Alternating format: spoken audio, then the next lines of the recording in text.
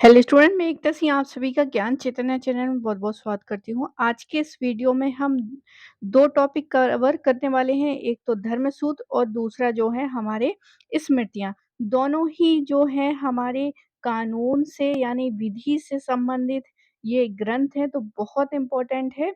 तो आइए यहाँ पर शुरू करते हैं। तो धर्मसूत्र की अगर हम बात करें तो इसकी जो रचना या समय पीरियड है 600 ईसा पूर्व और 300 ईसा पूर्व ऐसा माना जाता है कि ये इस समय की है और ये जो है गद्य में लिखी गई हैं।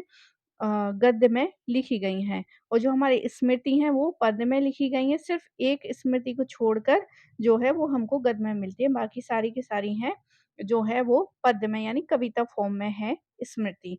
तो पहले यहाँ पर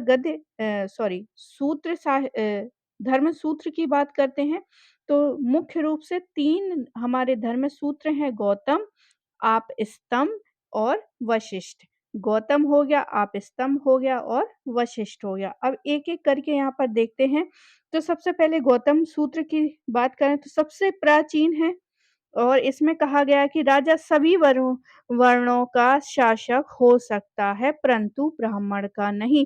अगर ये कोटेशन मिल जाए आपको एग्ज़ाम में तो आपको सीधे से सीधे गौतम धर्म सूत्र पर सही आंसर करना है। आगे कहता है करों की लंबी सूची मिलती है जो कि राजा के द्वारा लगाए जाते होंगे। तो करों की लंबी सूची किसमें मिलती है? गौतम धर्म सूत्र में। इसमें ब्राह्मणों को केंद्र में रखकर आप धर्म की चर्चा की गई है। सर्वप्रथम गौतम ने ही वार्ता को शूद्र यहाँ पे शुद्ध नहीं है, शूद्र का वर्ण धर्म बताया है। तो सर्वप्रथम जो है गौतम ये कहते हैं कि जो शूद्र है उसका वर्ण धर्म बताया है, वार्ता को वर्ण धर्म बताया है। वार्ता यहाँ पर इम्पोर्टेंट है क्योंकि गौतम इसको क्या है वर्ण धर्म बताते हैं। अब आगे बात करेंगे आप स्तंभ सूत्र की।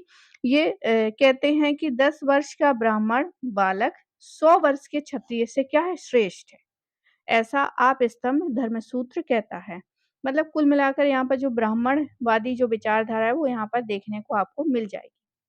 आगे विशिष्ट या वशिष्ठ वशिष्ठ जो है विशिष्ट नहीं वशिष्ठ धर्मसूत्र इसमें कुछ परिस्थितियों में स्त्री के पुनर्विवाह की विधान करता है। तो एग्ज़ाम में पूछता है कि कौन निम्नलिखित में से कौन-सा धर्मसूत्र है जो स्त्रियों के पुनर्विवाह की बात करता है। तो ना कि गौतम नहीं है, आपस्तम्ब में नहीं है, क्या हो जाएगा वशिष्ठ जो है वो कुछ परिस्थितियों में पुनर्विवाह का विधान करता है।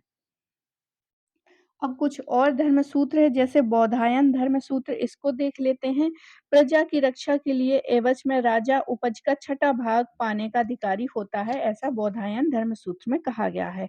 विष्णु धर्मसूत्र सर्वप्रथम ये अस्पृश्य शब्द का इसमें प्रयोग हुआ है, तो विष्णु में ही अस्पृश्य मतलब जो छूने योग्य ना हो, इस तरह का जो शब्द है वो मिलता है। सभी धर्मशास्त्र की रचना जो है मतलब हम जो गौतम, आपस्तम्ब और जो हम वशिष्ठ की बात करते हैं, वो ज़्यादातर जो है उत्तर भारत की में जो है इसकी रचना की गई। सिर्फ़ आपस्तम्ब को छोड़कर आपस्तम्ब कहाँ पर जो है वो दक्षिण भारत के आंध्र प्रदेश में लिखा गया है। वर्ण व्यवस्था का स्पष्ट वर्णन हमें सूत्रों में ही पाते हैं। वर्ण संकर की कल्पना और जाति या मिश्र जाति के उद्भव की जानकारी हमें पहली बार सूत्र साहित्य में मिलती है। कालांतर में इन्हीं अवधारणाओं का विस्तार स्मृतियों में देखने को मिलता है और यही जो है सूत्र साहित्य में ही हमें विकसित न्याय प्रणाली की शुरुआत दिखाई पड़ती है। और भारतीय इतिहास में विधिक साहित्य का प्रारंभ कहाँ से होता है? इन्हीं धर्म सूत्रों से होता है, जो कि हमें फिर स्मृतियों के तहत जो है और विस्तृत रूप में हमें देखने को मिलता है। तो आइए यहाँ पर स्मृतियों की भी बात कर लेते हैं। द लॉ बुक्स जिसको कहा गया है तो इसमें सबसे प्राचीन जो है मनुस्मृति है, आप सभी ने सुना होगा। इसका जो रचना काल है जो माना गया है वो मौर्योत्तर काल माना गया है। याज्ञवल्क्य, नारद, पराशर, बृहस्पति, कात्यायन ये सारे के सारे गुप्त काल में इनका निर्माण किया गया था। और फिर देवल जो है वो पूर्व मध्यकाल। अब इसमें देवल की क्या ज़रूरत पड़ गई कि भई जो हिंदू अ मुसलमान बन गया है जबरन, अगर वो हिंदू धर्म में वापस लौटना चाहता है, तो उसके जो नियम कानून हैं, वो देवल स्मृति में लिखे गए हैं।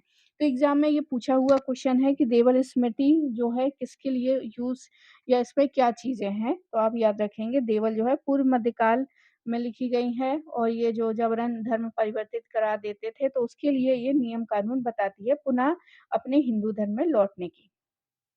आगे हम बात करेंगे 200 ईसा पूर्व में धर्म सूत्रों का स्थान जो है स्मृतियों ने ले लिया मतलब धर्म सूत्र सबसे पहले है, फिर उसके बाद स्मृतियाँ आती हैं और स्मृतियाँ जो हैं वहाँ मैंने बताया था कि धर्म सूत्र जो हैं गद्य में लिखी गई हैं, लेकिन स्मृतियाँ जो हैं पद्य में लिखी गई हैं, लेकिन एक अपवाद रूप में भी हैं, जो विष्णु स्मृति है, विष्णु स्मृति क्या है? वो गद्य में लिखी गई है केवल की केवल। अब संख्या जो है पद्म पुराण में 36 बताई गई है किसकी स्मृतियों की और बृद्धगोत्तम में 56 बताई गई है। वीर मित्रोदय जो है 57 बताई गई है। आगे हम बृद्धगोत्तम इन सब की चर्चा भी करेंगे। तो कुछ संख्या इस तरह से है, आपको संख्या अगर याद कर सकते हैं पद्म पुराण में 36 है, बृद्धगोत्तम में 56 है और वीर मित्रोदय में 57 है।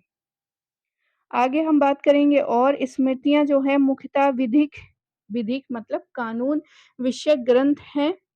सबसे प्रसिद्ध एवं पहली स्मृति मनुस्मृति है। मनुस्मृति को मानव धर्मशास्त्र भी कहा जाता है। स्मृतियाँ विधि विषयक ग्रंथ हैं। केवल देवल स्मृति विधि विषयक जो है वो नहीं है। वे हिंदू जिन्होंने इस्लाम स्वीकार कर लिया था उनको पुनः धर्म में परिवर्तन धर्म में लाने का प्रावधान देवल स्मृति में मिलता है। नारद स्मृति में क्या चीज़ें मिलती हैं? स्पष्टतः कहा गया है कि प्रजा को इसलिए राजस्व देती है क्योंकि उन्हें सुरक्षा प्रदान करती है। ये नारद स्मृति कहते हैं। ब्राह्मणों के विशेषाधिकार की सूची देता है नारद और ब्राह्मण वर्ग को सर्वाधिक सुविधाएँ जो है नारद स्मृति में बताई गई हैं। इसके नारद स्मृति के टीकाकार जो हैं असाय हैं, असाय नाम के व्यक्ति हैं। अब याज्ञवल्क्य स्मृति की बात करेंगे, सर्वप्रथम संस्कृत के ग्रंथों में राशि जो होती है ना, मेरी मीन राशि है, मेरी ये राशि है, तो राशियाँ जो होती हैं उनका उल्लेख याज्ञवल्क्य स्मृति में मिलती है। कन्या के लिए उपनयन और वेदा अध्ययन का निषेध करती है। तो इस याज्ञवल्क्य स्मृति कहती है कि कन्या का जो उपनयन और विद्या देने का जो काम है वो उनको नहीं देना चाहिए। महोत्साह महोत्साह को राजा का प्रथम गुण बताया है।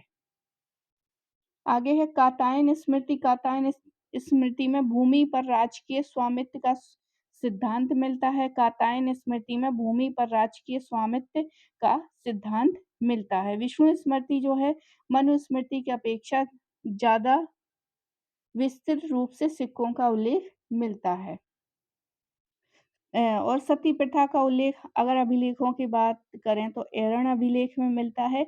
अगर हम ग्रंथों की बात करें या स्मृतियों की बात करें तो वो हमें विष्णु स्मृति में सती प्रथा का उल्लेख देखने को मिलता है विष्णु स्मृति में। देव अ, देवराभट्ट की स्मृति जो है स्मृति चंद्रिका है, मतलब ये एक व्यक्ति हैं इनकी जो बुक का नाम है स्मृति चंद्रिका। ये जो है कात्यायन स्मृति के 600 श्लोक दिए गए हैं और अनेक स्मृतियों का इसमें मत दिया गया है। कुछ और देखते हैं जिस पर हेमाद्रि की चतुर्वर्ग चिंतामणि हो गई, गोविंदराज की स्मृति मंजरी हो गई, माधवाचार्य का पराशर माधा हो गया। अब इन तीनों में क्या है, धर्मशास्त्र की कोटि के ये ग्रंथ लिखे गए हैं। सर्वप्रथम पराशर स्मृति में कृषि को ब्राह्मण की वृत्ति बताया गया है, कृषि को ब्राह्मण की वृत्ति। टीकाकार जो है पराशर स्मृति के माधवाचार्य हैं। ये मत प्रतिपादन किया इन्होंने कि कलयुग में आप ब्रह्म की समान धर्म बन जाएगा। आगे 600 से 900 ईस्वी के बीच जो विधि विषयक ग्रंथ लिखे गए, अनेक लेखकों ने स्वयं को मान्यता दिलाने हेतु स्वयं को संबोधित किया। क्या-क्या? बृहदमनु, अभी हमने बात करी थी, बृहदमनु में जो है 56 जो है संख्या बताई गई है स्मृतियों की। तो बृहदमनु ये हो गए, अपने आप को लेखक हुए हैं और बृहत्पराशर अपने आप को संबोधित करा है। आगे है असहाय ने पूर्व मध्यकालीन में मनुस्मृति, नारद और गौतम इन पर भी भाष्य लिखे हैं। तो हमने यहाँ पर नारद का तो देखा था, नारद का, इसके अलावा मनुस्मृति और गौतम का जो है असहाय ने भाष्य लिखा है। याद रखिए भाष्य लिखा है, टीकाकार नहीं है, तो भाष्य लिखा है। विश्वेश्वर जो है मदन पारिजात के लेखक हैं, मदन पारिजात के लेखक जो हैं विश्वेश्वर हैं। आगे मनुस्मृति के टीकाकार, अब यहाँ पर टीकाकार याद रखिए, तो भाष्य मैंने अलग बताए थे, टीकाकार जो हैं अलग हैं। अब यहाँ पे मनुस्मृति के हैं भारूची, मेघातिथि, ये 9वीं शताब्दी के थे। गोविंद राज जो हैं 11वीं और से 12वीं शताब्दी।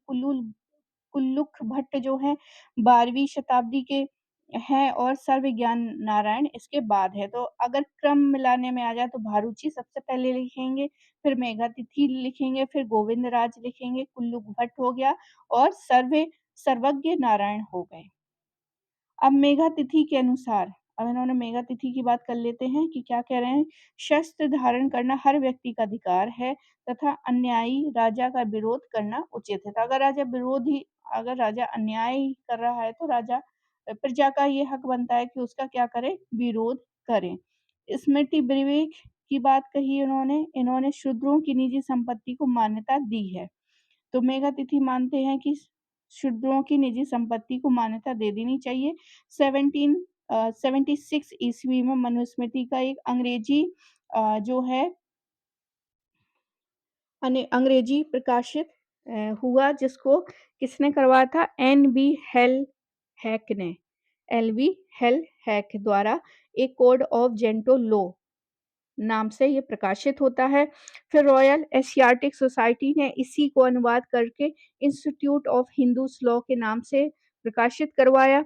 फिर 1791 में विलियम जोन्स और कोलब्रुक ने डाइजेस्ट ऑफ हिंदूज लॉ जो है प्रकाशित करवाया था।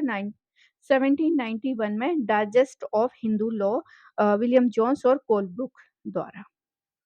अब याज्ञवल्क्य स्मृति के टीकाकार जो हैं इसको देख लेते हैं।